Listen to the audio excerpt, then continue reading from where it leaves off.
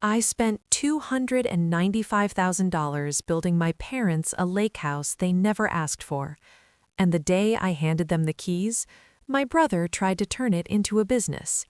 Not a joke, not even subtle, straight up tried to flip their peace into profit. My name is Elena Brooks. I'm 31. I work in compliance for a mid-sized construction company, which basically means I catch problems before they become lawsuits. I read contracts like other people read texts. I notice the fine print, the loopholes, the stuff nobody pays attention to until it's too late. And maybe that's why this story ends the way it does, because I didn't miss anything. But I did underestimate one thing: family. Let me take you back. My dad used to be loud, not in a bad way, just full of life. He was the kind of guy who'd laugh too hard at his own jokes and still make you laugh with him. Then, when I was 20, he got diagnosed with multiple sclerosis. MS doesn't just hit your body, it slowly rewrites your life. Walking gets harder, balance goes, energy disappears like someone turned off a switch. And the worst part? You're still fully aware while it happens. My mom didn't panic. She didn't complain. She just adjusted, quietly, like she folded her entire life around his without anyone noticing. Doctor visits, medications, therapy sessions, she handled it all. Never asked for help. Not from me, not from anyone. And my older brother, Derek? He showed up in the beginning, brought groceries, made a big show of being there. Then life got busy. Then he got promoted. Then he bought a bigger house. And slowly he faded out. Not completely, just enough to say he cared without actually doing anything. You know the type. I didn't fight him on it. I didn't argue. I just picked up what he dropped. For years. And somewhere along the way, I made a decision I never said out loud. I was going to give my parents something better than survival. I was going to give them peace. So I started saving. Not dramatically, not overnight, just steady, quiet, consistent. 2 years ago, I found it.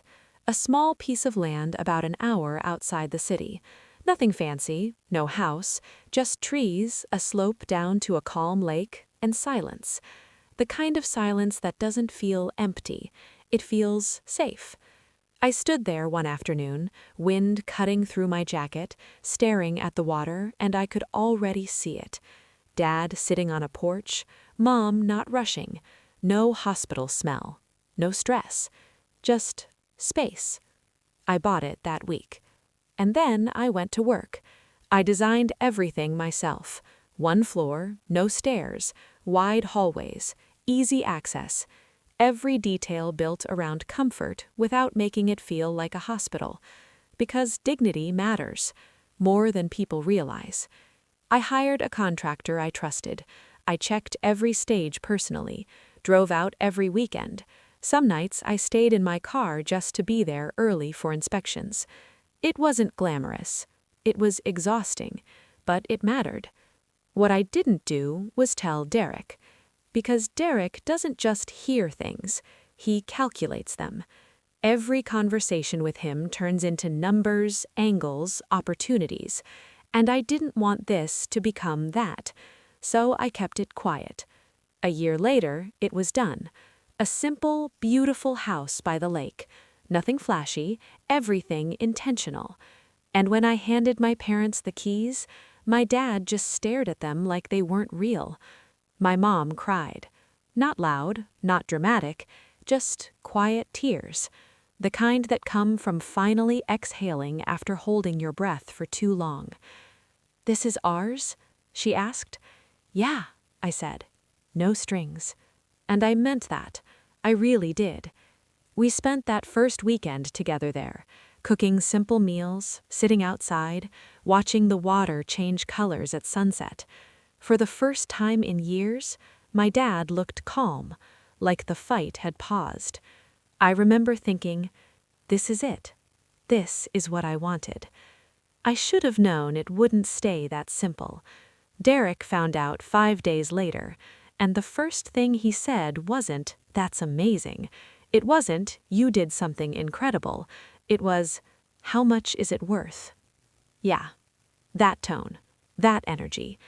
That's when I knew something was coming. But even then, I didn't think it would go as far as it did. I didn't think he'd show up with a plan. 3 days later, I got a text from my mom. "Derek and Lisa want to visit the house this weekend, just to see it." I paused. Something about that message didn't sit right, but I didn't want to be the problem, so I said yes. That was my mistake, because when I pulled up that Saturday, there was a second car in the driveway, and Derek wasn't just visiting, he was measuring, walking the property, taking pictures, talking on the phone, like he was already selling something that wasn't his. I stepped out of my car slowly, and the moment he saw me, he smiled. That same polished, practiced smile he uses in meetings. "Hey," he said, like nothing was off. "We've been talking. There's real potential here." My stomach dropped. Potential. That word again. That word always means the same thing with him. Money. Not peace, not family. Money. I looked at my parents. My mom wouldn't meet my eyes. My dad looked tired. And that's when I realized this wasn't just a visit. This was an ambush, and I was already walking into it. I didn't say anything at first. I just stood there, keys still in my hand, watching my brother treat something I built with love like it was already listed online. Derek clapped his hands once, like he was kicking off a meeting. "Okay," he said, "so hear me out." That was it. No thank you. No, this is beautiful. No, you did something incredible. Just hear me out. I walked past him, straight into the house. The air felt different. Not warm anymore. Tense, like the walls already knew something was off. My mom was standing near the kitchen island, wiping a counter that was already clean. My dad was sitting down, both hands resting on his knees like he was holding himself steady. "Everything okay?" I asked. He gave me a look. That look parents give when they don't want to say something out loud, but you already know.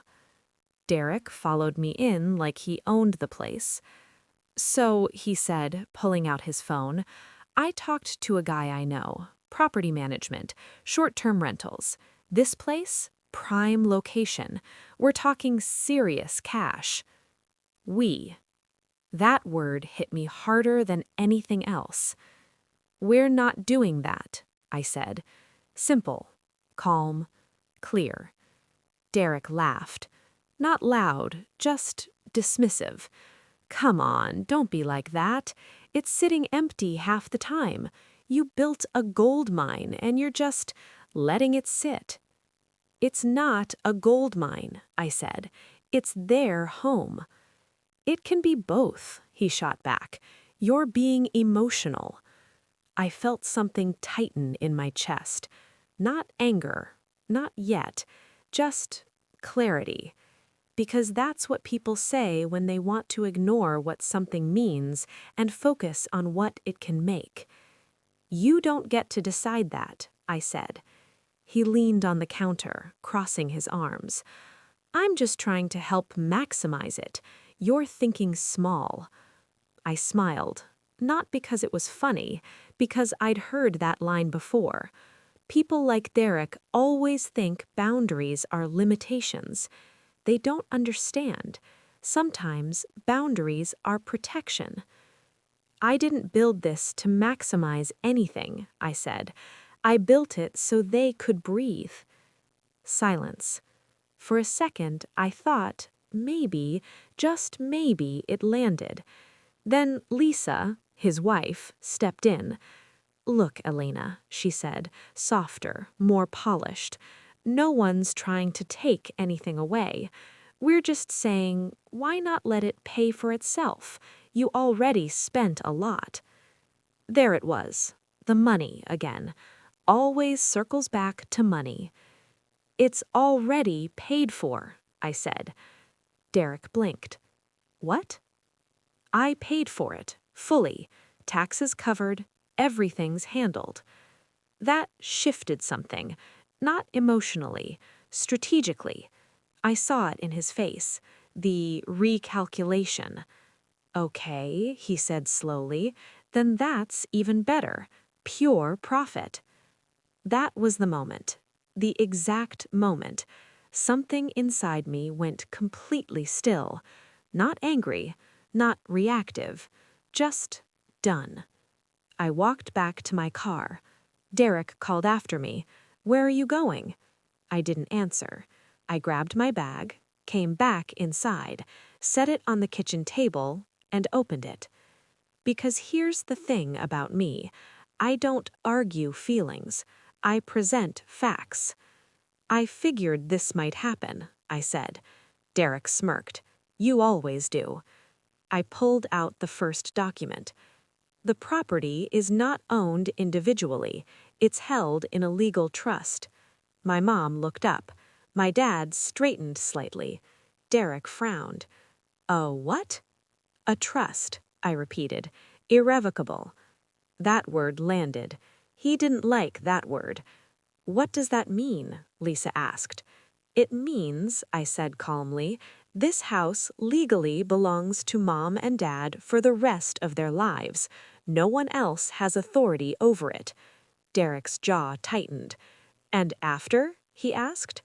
"It's already decided." I didn't elaborate. I didn't need to, because the important part wasn't the future, it was the present. And more importantly, I slid another paper forward. The trust explicitly forbids any commercial use. No renting, no listing, no income generation. Silence. Heavy this time. Derek picked up the paper, read it, then read it again. "You're kidding," he said. "I'm not. You locked this down without even talking to me." I let that sit for a second. Then I said, "You weren't part of the process." His face changed. That smile? Gone. Replaced with something sharper.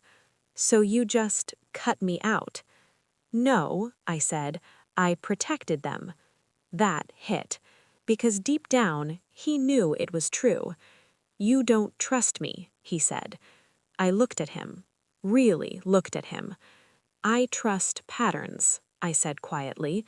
And that's the line that broke the room. Lisa went quiet. My mom sat down slowly. My dad exhaled, like he'd been holding that breath for years. Derek slammed the paper down. "This is insane," he snapped. "You're acting like I'm some kind of threat." "You're acting like this is an opportunity," I replied. We stared at each other. Years of unspoken things sitting right there between us. Then he said it. The thing I think he'd believed the whole time. "You think you're better than me." I shook my head. "No," I said. "I think I showed up when it mattered." That one landed hard. He didn't have a comeback, because there isn't one for that. The room went quiet. And in that silence, my dad spoke, first time since this started. "This is our home," he said, slow, steady. "But it's not for sale, not for rent, not for discussion." Derek looked at him, then at me, then back at the papers, and for the first time since he walked in, he realized there was nothing to negotiate, nothing to twist, no angle left, because I'd already closed every door he thought he could open. He grabbed his keys. "Let's go," he muttered. Lisa followed without a word. The door shut behind them. And just like that, the noise was gone. The house felt like itself again. My mom wiped her eyes. "I'm sorry," she whispered. "For what?" I asked. "For not seeing it sooner." I walked over, took her hand. "You see it now," I said. "That's enough." My dad stood up slowly, walked to the porch, looked out at the water. I joined him. We didn't talk for a while. Then he said something I'll never forget. I spent so long trying to not be a burden, I forgot I was allowed to have something that was just mine. I swallowed hard. You are, I said, and this time he believed it. Weeks passed. Things got quieter. Derek didn't call, didn't text. No big apology, no dramatic reconciliation. Just distance. And honestly, that was fine, because peace doesn't always come from fixing things. Sometimes it comes from stopping them. One evening I drove out alone. No reason, just needed to be there. The lake was still. The air was cool. My parents were on the porch, talking, laughing. Soft, easy, real. I sat down beside them, and for the first time in a long time, there was nothing to manage, nothing to defend, nothing to fix. Just presence. And that's when it hit me. I didn't just build them a house, I built a boundary, a line that said, this far, no further. And for once, nobody crossed it. If you've ever been the one who carries everything, the one who fixes, plans, protects, gives, listen to me. You're allowed to stop. You're allowed to say no. You're allowed to protect what you built, even if the people you're protecting it from share your last name. Because love without boundaries is just quiet exhaustion. But love with boundaries, that's where peace lives. And trust me, peace is worth protecting.